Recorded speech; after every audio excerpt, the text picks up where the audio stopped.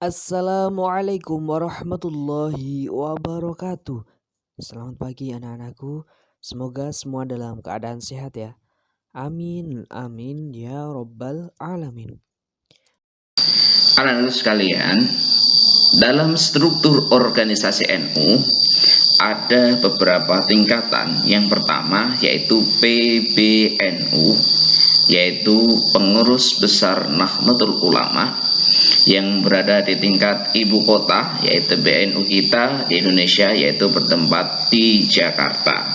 Kemudian struktur di bawahnya ada PWNU, yaitu Pengurus Wilayah Nahdlatul Ulama, yang berkedudukan di provinsi. Kita saat ini berada di Jawa Tengah, berarti PWNU kita adalah PWNU Jawa Tengah. Dan selanjutnya ada PCNU, yaitu Pengurus Cabang Nahdlatul Ulama, yang berkedudukan di kabupaten atau kota. Kalau kita bertempat di kota Semarang, berarti PCNU Kota Semarang. Dan selanjutnya memang ada PCINU, yaitu Pengurus Cabang Istimewa Nahdlatul Ulama, yang berkedudukan di luar negeri. Sebagai contoh, misalkan ada NU di Rusia, berarti menamakan PCINU Rusia. Di Australia juga ada NU, berarti PCINU Australia. Berarti bisa dikatakan PCINU adalah sesuai dengan negara. Cuman negara yang ada yaitu negara yang berada di luar negeri. Dan selanjutnya ada yang namanya MBCNU, yaitu Majelis Wakil Cabang Nahdlatul Ulama, yang berkedudukan di kecamatan. Kalau kita berarti MBCNU Mijen. Kalau yang bertempat di Ngalian berarti MBCNU Ngalian, dan seterusnya. Kemudian ada juga pengurus ranting NU, ini berada di tingkat desa ataupun kelurahan. Nah, sebagai contoh di Wonolopo ada ranting NU Desa Wonolopo, ataupun ada juga yang ranting NU Desa Mijen, sehingga segala sesuatunya disesuaikan dengan desa masing-masing. Dan selanjutnya ada juga pengurus anak ranting NU, kepengurusan Nahdlatul Ulama yang bertempat di dusun atau berada di suatu kelompok. Sebagai contoh misalkan ada komunitas petani, berarti di situ ada pengurus anak ranting petani gitu. Kemudian ada juga misalkan di tingkat RT ataupun di tingkat RW itu juga boleh. Dan dilanjutkan dengan pembahasan selanjutnya, yaitu kepengurusan NU dan tugasnya. Di dalam kepengurusan NU itu ada mustasyar, ada syuriah, dan ada tanfidiyah. Dari tiga komponen ini memiliki tugas masing-masing. Mustasyar sebagai penasehat, yaitu bertugas memberikan nasihat kepada pengurus Nahdlatul Ulama sesuai dengan tingkatannya. Muhtasyar ada berada di tingkat ranting, ada di tingkat MBC, ada PC, dan selanjutnya sampai dengan tingkat PBN pun ada. Kemudian ada pengurus Suriah. Suriah adalah pimpinan tertinggi, tugasnya yaitu membina, mengendalikan, mengawasi, serta penentu kebijakan Nahdlatul Ulama sesuai tingkatannya.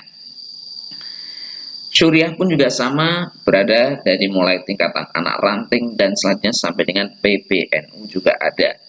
Kemudian untuk Tanfidiyah, Tanfidiyah adalah pelaksana, tugasnya melaksanakan program kerja dan memimpin jalannya organisasi, serta menyampaikan laporan secara periodik kepada pengurus Syuriah.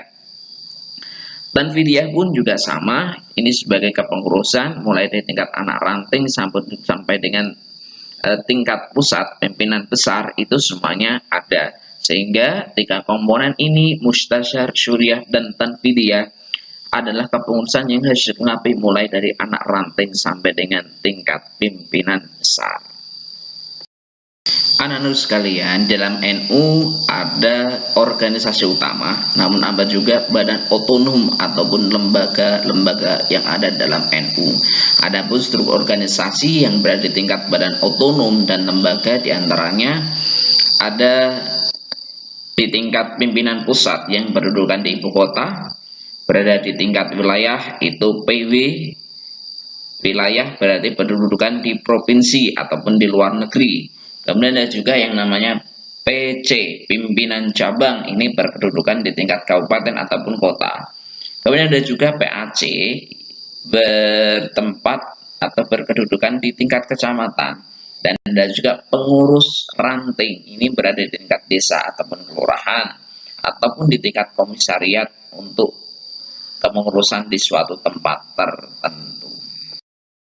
Anak-anak sekalian, Badan Otonom NU terbagi menjadi dua, yaitu berdasarkan usia dan yang kedua berdasarkan profesinya. Nah, adapun yang berdasarkan usia itu diantaranya ada Muslimat Nahdlatul Ulama, ini anggotanya adalah Muslimat NU ataupun perempuan-perempuan NU yang usianya rata-rata memang berkisar di atas 40 tahun. Dan yang kedua ada yang namanya Fatayat Nahdlatul Ulama. Anggota Fayat ini adalah perempuan muda NU yang usianya maksimal 40 tahun.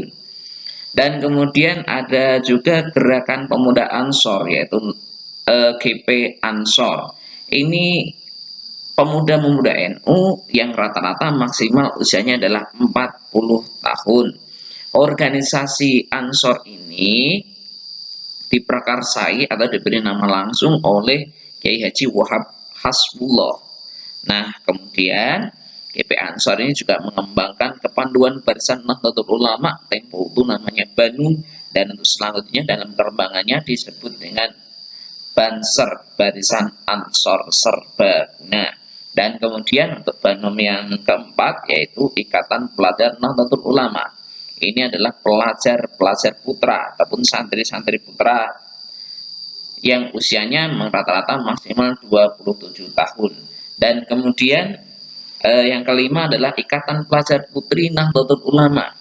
Nah, ini adalah para pelajar dan santri putri NU yang usianya juga maksimal 27 tahun.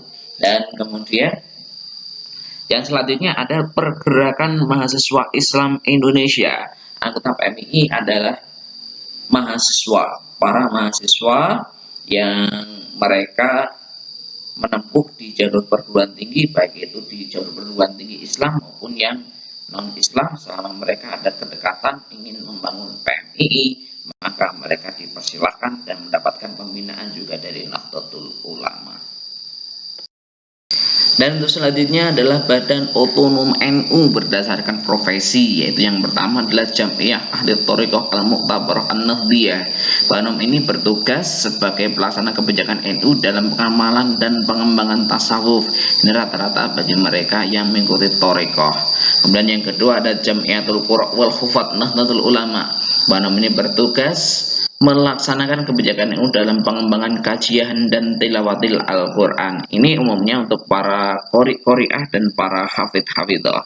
Dan kemudian yang ketiga adalah Ikatan Sarjana Nahdlatul Ulama (ISNU), merupakan badan pelaksana kebijakan NU dalam pengembangan, penerapan, dan tanggung jawab keilmuan. Ini rata-rata adalah para sarjana-sarjana dari Nahdlatul Ulama, membentuk dalam satu komunitas sehingga mereka bertanggung jawab terhadap keilmuan-keilmuan mereka.